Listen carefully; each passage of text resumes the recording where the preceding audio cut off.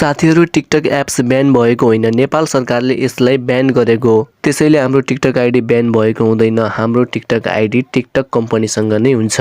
तसर्थ नेपालमा बसेर हामीले VPN को प्रयोग गरी टिकटक चलाउन सकिन्छ। यदि तपाईहरुले नेपालमा ब्यान गरिएको टिकटक एप्स आफ्नो मोबाइलमा चलाउन चाहनुहुन्छ भने तपाईहरुले आजको यो भिडियो अन्तिमसम्म हेर्नुपर्ने हुन्छ। साथीहरु, अहिले यो भिडियो बनाउनसम्म तपाईहरुको मोबाइलमा टिकटक एप्स चल्न पनि सक्छ अथवा नचलेको पनि हुन सक्छ, किनभने नेपालमा रहेका इन्टरनेट प्रोवाइडर कम्पनीहरु सबैले टिकटकलाई ब्यान गरिसकेका छैनन्। हुन सक्छ अबको केही समयमा ती कम्पनीहरुले पनि टिकटकलाई ब्यान गर्नेछन्। यदि तपाईहरु आफ्नो टिकटक आइडी ब्लक नहोस्, नेपालमा बसेर सजिलै चलाउन मिलोस् भन्ने चाहनुहुन्छ भने यो तरिका फलो गर्नुहोला। फर्स्ट अफ अल साथीहरु, तपाईहरु आफ्नो मोबाइल फोनमा भएको प्ले स्टोरमा जानुहोला र माथि सर्चमा गएर तपाईहरु सुपर VPN लेख्नुहोला। SUPER सुपर VPN भनेर टाइप गर्नुहोला र सर्च गर्नुहोला। त्यसपछि तपाईहरुले मैले देखाएको यो सुपर VPN एप्सलाई आफ्नो मोबाइल फोनमा इन्स्टल गर्नुपर्ने हुन्छ। मैले यसभन्दा अगाडि नै आफ्नो मोबाइल फोनमा अलरेडी इन्स्टल गरिसकेको छु, त्यसैले डाइरेक्ट ओपन गर्दैछु। त्यसपछि त्यो एप्सले केही परमिसन माग्यो भने अलो गरिदिनु होला। अब तपाईहरुले यो VPN आफ्नो मोबाइल फोनमा इन्स्टल गरेर टिकटक एप्सलाई चलाउनको लागि कनेक्ट भन्ने अप्सनमा क्लिक गर्नु होला र माथिबाट कन्ट्रीलाई सिलेक्ट गरिदिनु होला। जस्तै मैले जापान सिलेक्ट गरेको छु, यसलाई नै सिलेक्ट गर्नु होला। डिस्प्लेमा देखाए जस्तै तपाईहरुको मोबाइल फोनमा कनेक्टेड लेखेपछि तपाईहरुको मोबाइलमा VPN कनेक्ट भइसकेको हुन्छ। अब तपाईहरु टिकटक एप्समा गएर आफ्नो आइडीलाई चलाउन सक्नुहुन्छ र टिकटक भिडियोहरु हेर्न सक्नुहुन्छ।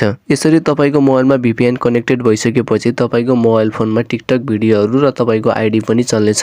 यदि तपाईहरुलाई मैले बनाएको यो भिडियो फेक हो भन्ने लागिरहेको छ भने तपाईहरुले यहाँ स्क्रिन पनि हेर्न सक्नुहुन्छ। आज बिहानै बनाएको भिडियो। हामीले अहिले डिस्प्लेमा देखाएको यो सुपर VPN को प्रयोग गरी नेपालमा ब्यान भएको टिकटकलाई सजिलै चलाएका थियौं। यदि तपाईहरु इन्डियामा हुनुहुन्छ भने पनि यो सुपर VPN लाई प्रयोग गरी टिकटक आइडी चलाउन सक्नुहुन्छ। धेरै साथीहरुको मनमा जिज्ञासा होला, यो सुपर VPN कतिको सेफ छ, यसलाई हामीले कति ट्रस्ट गर्न सकिन्छ भन्ने मनमा लागिरहेको होला। यसबारेमा म के भन्न चाहन्छु भने यो एप्सलाई अहिलेसम्म 3 मिलियन भन्दा धेरै व्यक्तिहरुले रिभ्यू दिनु भएको छ, जसमध्ये 4.5 यसको रेटिङ रहेको छ। यो VPN को प्रयोग गरी तपाईले नेपालमा ब्यान गरिएको टिकटकलाई चलाउने नचलाउने तपाईको मनको कुरा हो, तैपनि नेपाल सरकारले यसलाई ब्यान गरिसकेपछि यो इलिगल हुन जान्छ। त्यसैले नेपालमा ब्यान गरिएको टिकटक एप्सलाई तपाईहरुलाई म VPN को प्रयोग गरी चलाउनुस् भनेर रिकमेन्ड चाहिँ गर्दिन। यदि तपाईहरुलाई टिकटक एप्स VPN को प्रयोग गरी चलाउन मन छ भने चलाउन सक्नुहुन्छ, अथवा चलाउन मन छैन भने नचलाउँदा नि हुन्छ। यसलाई इन्डियामा पनि तपाईहरुले चलाउन सक्नुहुन्छ। इन्डियामा हामीले पनि चलाएका थियौं। कुनै समयमा मैले सुपर VPN को प्रयोग गरी इन्डियामा टिकटक एप्स चलाएको थिएँ। मलाई चाहिँ त्यहाँ कुनै पनि समस्या आएन। तपाईहरुलाई के लाग्छ कमेन्ट सेक्सनमा भन्नु होला। तपाईको मनको प्रश्नलाई म नेक्स्ट भिडियोमा पनि लिएर आउने छु। यदि तपाईहरुलाई यो भिडियो मन परेमा भिडियोलाई लाइक गरी च्यानललाई सब्स्क्राइब गर्न नबिर्सिनु होला। यसका साथै तपाईहरुले आफ्नो नजिकमा रहेका साथीहरुलाई यो भिडियो एक शेयर गर्न पनि नबिर्सिनु होला। आजलाई भिडियोमा यति नै। Thanks for watching this video.